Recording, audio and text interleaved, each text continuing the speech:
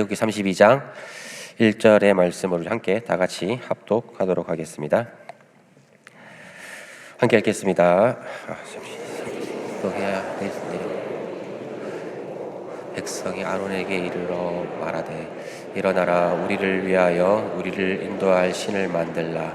이 모세 곧 우리를 애굽 땅에서 인도하여 낸 사람은 어찌 되었는지 알지 못함이니라. 아멘. 오늘은 성찬식이 좀 있어서 오늘 말씀을 좀 짧고 굵게 전하도록 하겠습니다. 사실 제가 설교도 엄청 부담이지만 제가 주일 설교를 거의 4년 만에 하거든요. 근데 그때는 코로나 때여가지고 인원이 이렇게 안 많았습니다. 제 인생에 있어서 이렇게 많은 사람들 앞에 설교한 건 인생에 있어서 처음인데, 설교도 부담이긴 한데 그때 성찬식은 인생에 있어서 한 번도 안 해봤습니다. 그래서 그 성찬식 멘트를 여기 다 적어왔습니다. 다 적어와가지고 그렇게 이따가 진행을 할 텐데, 아마 여러분들이 보시면 좀 AI 느낌이 조금 나실 수 있습니다. 그런데 뭐 자겠습니까? 그래도 귀엽게 봐주시고 예쁘게 봐주십시오. 오늘 말씀은 출애굽기 32장 말씀인데요. 이 말씀은 이제 금송아지 사건을 배경으로 하고 있습니다. 우리가 읽었던 1절 말씀은 금송아지가 일어나게 된 원인을 제공해주고 있고요. 금송아지 사건은 여러분들 잘 아시겠지만 하나님께서 너무나 진노하신 나머지 이스라엘 백성들을 이제 진멸하시려고까지 하셨던 그런 큰 사건이었습니다. 물론 모세의 중재로 말미암아서 하나님의 진노가 멈추긴 했습니다만은, 그런데 이 사건은 이스라엘 백성들이 두고두고 회자해야 될 만큼 너무나 중요한 사건이었죠. 그리고 말씀드린 대로 1절은 이 사건이 일어나게 된 배경을 제공해 주고 있습니다. 그래서 오늘은 1절 말씀을 중심으로 이 사건이 왜 일어났는지, 그리고 이것이 우리에게 주는 교훈은 무엇인지 함께 좀 생각해 보고자 합니다. 1절을 보시면은요, 이제 이들은 모세가 산에서 내려온 것이 더딤을 보고 이 금송아지를 요구하게 되었다라고 그렇게 얘기를 하고 있습니다. 다시 말해서 자신들을 이끌어줄 리더의 부재, 그리고 더 나아가서 그것 때문에 오게 되는 미래에 대한 어떤 불안함들, 이런 것들로 말미암아서 금송아지를 요구하게 되었다고 우리 1절은 얘기하고 있습니다. 근데 우리가 이 과정 중에 좀 눈여겨봐야 될 표현이 있거든요. 우리 1절 말씀을 다 같이 한번 읽어보도록 할까요? 다시 한번 읽어보겠습니다. 시작. 모세가 산에서 내려오미 더딤을 보고 모여 백성이 아론에게 이르러 말하되 일어나라, 우리를 위하여 우리를 인도할 신을 만들라. 이 모세 곧 우리를 애굽 땅에서 인도하여 낸 사람은 어찌 되었는지 알지 못함이니라. 두 가지 표현이 중요한데요, 색깔이 표기되어 있죠. 첫 번째, 우리를 위하여, 즉 우리의 필요를 위해서 신이 필요하다 라고 이야기하고 있고, 또 하나는 뭡니까? 그래서 우리를 인도할 신을 우리가 만들자라고 이야기하고 있다는 겁니다. 이 두 표현이 우리가 오늘 좀 눈여겨 살펴볼 사항들인데, 그런데 이들의 요구는 단순한 요구로 보기보다 이거 요구가 가진 의의가 중요하다는 말이죠. 무슨 의미냐면은 이들의 요구 안에는 무엇이 좀 나타나고 있냐면은요, 일반적인 종교관, 더군다나 이제 출애굽기는 사실은 가나안 땅에서의 삶을 좀 예고하는 그런 책이기도 하거든요. 즉 가나안 땅에 들어갔을 때에 이들이 가나안 종교와 싸워야 되는데, 근데 그 가나안 종교와 상당히 좀 닮아 있다는 것을 지금 예고해 주는 것이 사실 출애굽기 32장 1절의 말씀입니다. 가나안 종교관을 좀 대략적으로 좀 말씀드리면 이런 겁니다. 한 번쯤은 들어보셨겠지만 바알과 아세라 한번 좀 들어보셨죠? 바알과 아세라. 이 바알과 아세라가 가나안 종교의 대표적인 신이라고 할 수 있는데, 근데 이 신들은 어떤 신들이냐면은 이제 비와 물을 주관하는, 그래서 풍요를 책임져주는 그런 신이다라는 가나안인들만의 고백이 있었습니다.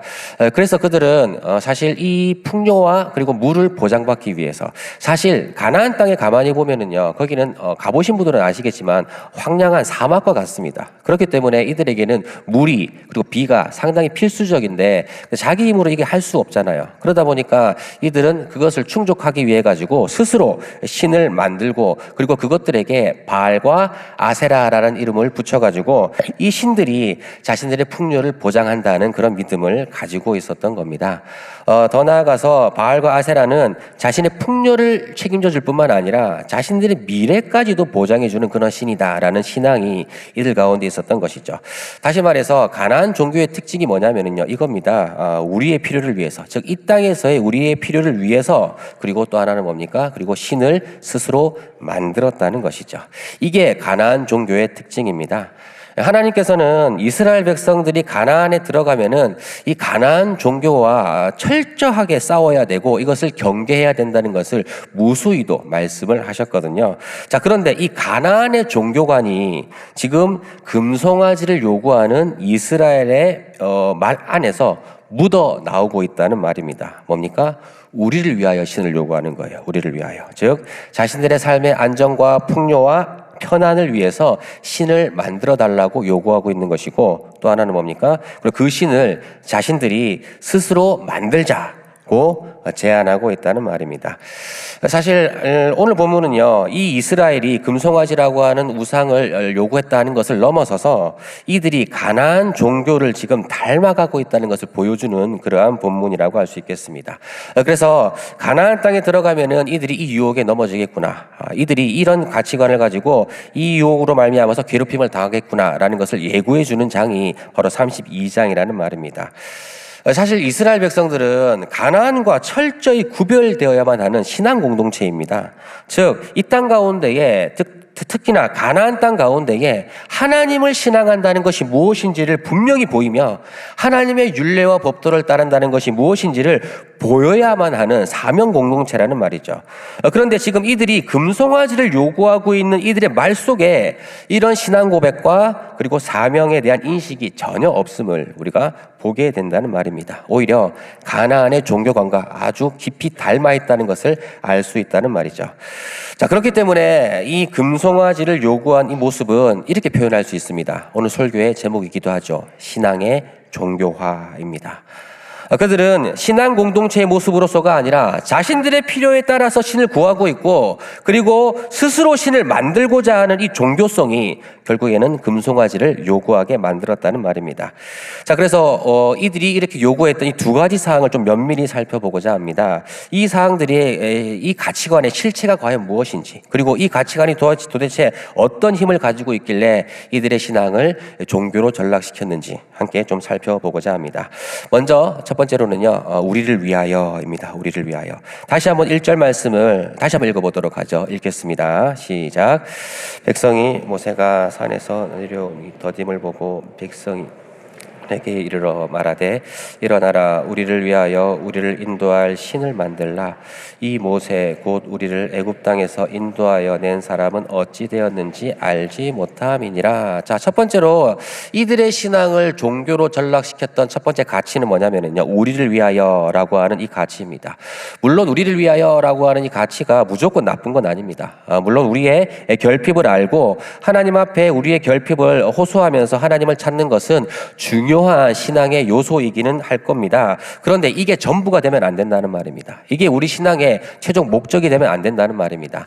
여러분들이 구약 성경을 가만히 보시다가 보면은 이 표현을 자주 맞이하시게 될 거예요. 특히나 왕정 시대에 보시면은 이스라엘이 쇠퇴하던 시대에 가장 두드러지게 많이 나타나는 말들이 뭐냐면은요, 왕들이 나를 위하여 정책을 펼치는 이런 일들이 조금 많이 있을 겁니다. 즉 나를 위하여, 우리를 위하여라고 하는 표현은 조금 눈여겨봐야만 하는데, 이스라엘 공동체에 있어서는 이 표현은 이게 지금 망조의 현상이라는 것을 지금 암시해주고 있는 겁니다.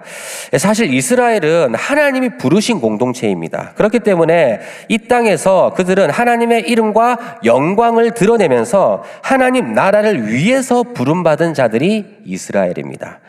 자, 그렇기 때문에 이스라엘의 가장 분명한 정체성은 무엇이냐면요, 하나님의 나라와 영광을 위하여입니다. 하나님의 나라와 영광을 위하여가 이 이스라엘의 가장 분명한 정체성이라는 말이죠. 자, 그런데 오늘 본문에 나타난 이들의 신앙관이 어떻게 지금 바뀌어 있습니까? 그들은 우리를 위하여, 나를 위하여.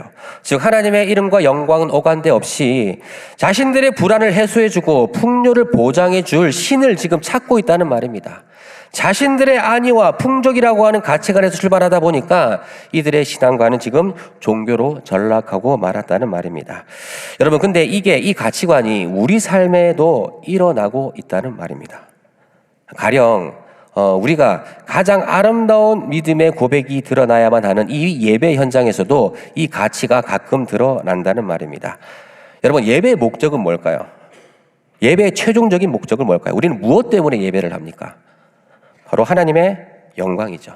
오직 예배의 목적은 하나님의 영광과 그분의 이름 때문에 우리는 예배합니다. 이 말은 무슨 말이냐면은 내 상태와 상황이 어떠하든지 간에, 내 감정이 어떠하든지 간에 내가 하나님의 이름과 영광을 드러내고 그분을 즐거워하고 찬송하는 것이 예배의 목적이라는 말입니다. 근데 우리의 예배 실상은 어떻습니까? 사실 우리 예배 모습에 이런 가치가 잘 보이지 않을 때가 상당히 많다는 말입니다. 대표적으로 많은 사람들이 좀 오해를 하는 게 예배를 이렇게 인식을 한다는 거예요. 예배는 내가 은혜 받는 자리다. 즉 내가 은혜를 받기 위해서 내가 예배를 드린다. 이게 어떤 부분에서는 조금 맞지만, 근데 이게 조금 부분적인 측면이 전체적인 진리를 확장하면 이게 오류가 되겠죠. 마찬가지로 내가 은혜를 받는다는 것이 예배 안에 일어나는 일이긴 하지만 이게 목적이 될 수는 없다는 말입니다. 그렇기 때문에 이게 목적이 되다 보니까 우리에게 어떤 현상이 일어나냐면은 예배의 은혜가 되지 않는다. 그러면은 뭔가 누군가를 탓하고 싶습니다. 뭐 설교자를 탓하든지, 오늘 제 설교를 탓하지 말라고 미리 말씀을 드리는 겁니다. 뭐 설교자를 탓하든지 아니면 뭐 인도자를 탓하든지 등등 주변 환경에서 그 원인을 좀 찾고자 하는 마음이 생겨난다는 거죠. 마치 이 예배가 나에게 뭔가를 제공해야 되는 것처럼 그렇게 여긴다는 거죠. 그러다 보니까 여러 요소들에서 예배를 평가하고 예배를 평론하는 일들이 일어나게 된다는 말입니다. 사실은 자신이 예배자로서의 성찰이 예배 안에 일어나야 되는데 주변의 모든 예배의 부수적인 일들을 가지고 원인을 파헤치려고 한다는 말입니다. 이렇게 예배가 마치 나에게 뭔가를 제공해야 되는 일처럼 여기게 된다는 말이죠. 여러분, 그런데 은혜를 받는다는 것, 특히 은혜라고 하는 거는요, 사실은 우리가 올바른 예배를 하나님 앞에 드릴 때에 우리에게 임하는 예배의 결실이자 열매이지 예배의 목적이 될 수는 없다는 말입니다. 무슨 말인지 아시겠습니까? 즉 은혜라고 하는 것은 예배의 열매이지 예배의 목적이 될 수는 없다는 말입니다. 오직 예배는 하나님의 이름과 영광을 위하여 드리는 것입니다. 이것 외에는 목적이 없습니다. 이보다 더 큰 예배의 가치가 없다는 말입니다. 내 삶의 상태와 내 삶의 상황과 상관없이 내가 하나님의 높으신 이름과 영광을 위해 헌신하여 나의 고백과 나의 찬양을 드리는 것이 예배의 유일한 목적이라는 말입니다. 그런데 오늘날 이게 예배 안에 상실된 것 같은 느낌이 많이 든다는 말입니다. 예배의 주객이 전도된 거죠. 예배자가 하나님을 향해 드리는 헌신이 아니라 예배자가 서비스를 제공받는 것 같은 그런 느낌이 예배 안에, 오늘날 예배에 조금 많이 드러난다는 말이죠. 여러분, 나를 위해, 내 충족을 위해 내 은혜가 우선되어지는 예배는 예배의 핵심 가치일 수 없습니다. 여러분, 이 예배 안에 하나님의 이름이 있습니까? 이 예배 안에 하나님의 영광을 향한 갈망이 있습니까? 우리는 다시 한번 우리의 예배를 생각해 봐야만 합니다. 이건 예배뿐만이 아닙니다. 기도 역시 마찬가지입니다. 사실 기도는 하나님과 교통하면서 그분을 누리는 것이 핵심입니다. 그런데 어느 순간 기도는 내가 원하는 것만 늘어놓는 것이 기도의 내용이 되어져 버립니다. 사실 기도 안에서는 우리의 결핍을 호소하는 것도 필요하지만은, 그런데 무엇보다 하나님의 뜻과 영광을 헤아리는 게 필요한데 그게 없다는 겁니다. 그저 내가 원하는 것을 요구하고 들어달라고 하는 것이 우리 대부분의 기도의 모습이라는 말입니다. 자, 이렇게 우리 믿음 생활이라고 부르는 이 영역조차도, 즉 예배와 기도라고 하는 이 영역조차도 하나님의 이름과 영광을 위하여가 아니라 우리를 위하여라고 하는 가치가 지금 실현되고 있다는 말입니다. 여러분, 오늘 이스라엘이 금송아지를 요구하게 된 배경에 이 가치관이 자리하고 있다는 말입니다. 우리를 위하여. 마치 하나님이 내 삶에 뭔가를 제공해야 되는 것처럼 하나님의 이름과 영광을 위한 삶은 전혀 없이 나를 충족시켜주기 위해서 하나님이 존재하는 것처럼 그렇게 요구하고 있다는 말입니다. 여러분, 아닙니다. 여러분이 예배하고자 하는 마음이 생기지 않을 때에도, 상황과 환경이 찬양하고 싶지 않은 그때에도 하나님의 이름과 영광을 위한 찬양을 회복하십시오. 그분의 이름을 위해서 여러분들의 삶을 헌신하십시오.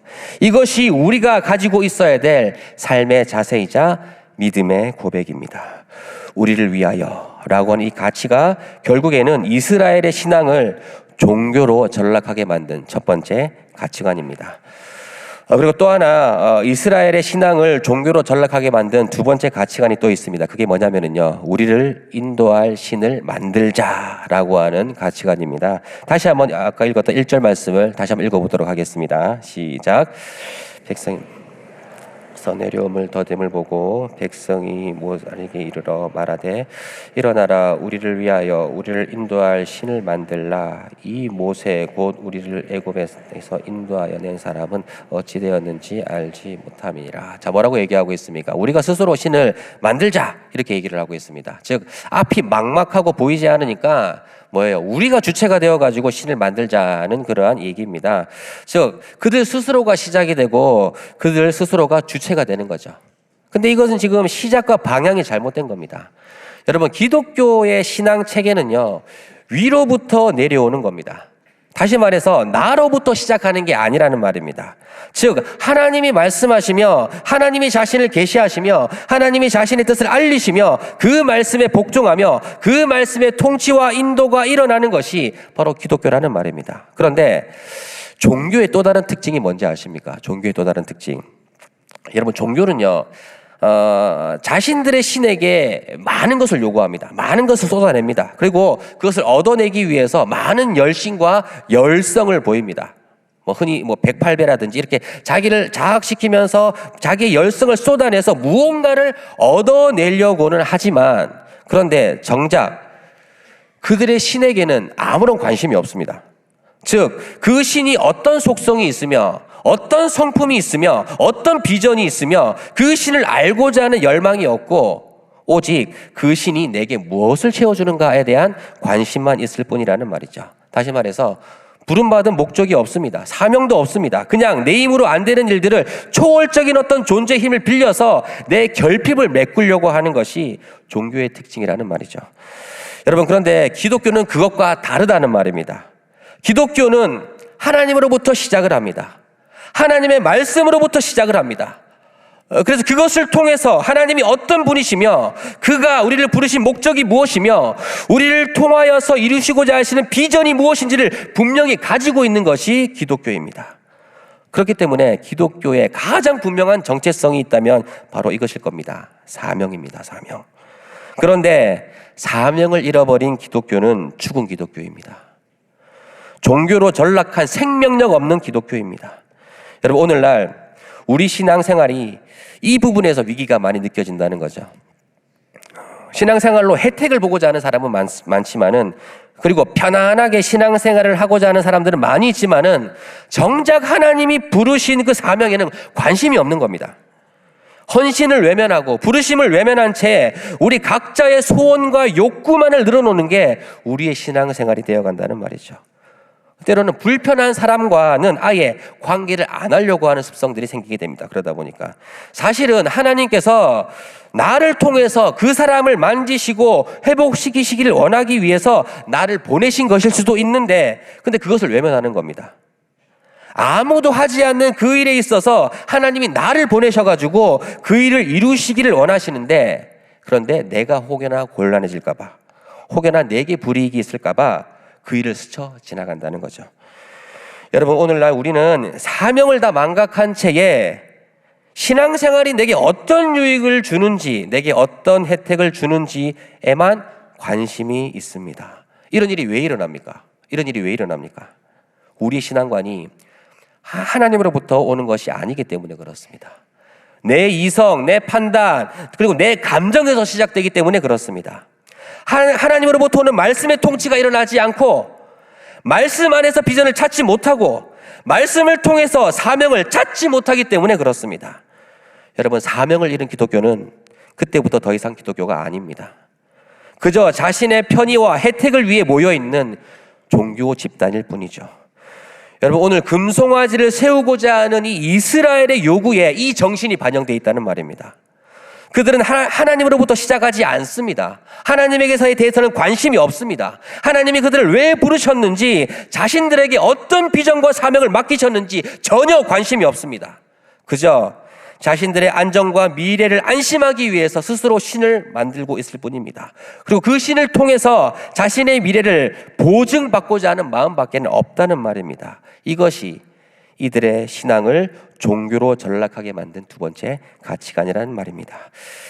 오늘 말씀을 좀 정리하도록 하겠습니다. 여러분, 오늘 본문에 이스라엘의 신앙을 종교로 전락하게 만든 두 가치관을 우리가 함께 나누었습니다. 첫 번째는 뭐였죠? 우리를 위하여라고 하는 가치입니다. 여러분, 나를 위한 예배, 종교입니다. 나의 풍족을 위해서 살아가는 것, 종교입니다. 나의 편의를 위해서 하나님을 찾는 것, 다 종교입니다. 여러분, 우리의 모든 삶은 우리를 위하여가 아니라 하나님의 이름과 영광을 위하여야만 한다는 말입니다. 우리의 삶의 모든 동기, 움직이는 방향, 어떤 일을 선택하는 모든 기준, 하나님의 영광을 위하여야만 한다는 말입니다. 내가 하기 귀찮아도, 내가 손해봐도 이 하나님의 이름과 영광을 위해서 이런 삶을 회복하시기를 바랍니다. 또 하나, 이들의 신앙을 종교로 전락하게 만든 두 번째 가치관이 또 있다고 말씀드렸죠. 즉 우리를 인도할 신을 만들자. 이게 뭐예요? 자기 자신에게서 시작하고 있다는 말입니다. 여러분, 기독교는 하나님으로부터 내려오는 말씀에 근거한 신앙 공동체입니다. 그리고 이 말씀의 통치를 받으며 말씀을 통하여 사명을 발견하고 말씀을 행하는 사명 공동체가 기독교입니다. 여러분, 사명을 잃어버린 것 종교입니다. 내 삶의 어떤 순간에도 어떤 영역에도 사명에 대한 도전이 없고 사명에 대한 자각이 없는 것, 다 종교입니다. 여러분, 우리의 삶은 신앙입니까? 종교입니까? 우리가 종교가 아닌 신앙 공동체로, 사명 공동체로 거듭나게 되기를 바랍니다. 그래서 하나님의 영광을 위하여 살아가며 이 시대에 이 시대적 사명을 감당하는 능력의 공동체가 되기를 주님의 이름으로 축복합니다. 시간 함께 잠시 한번 기도하는 시간 갖도록 하겠습니다.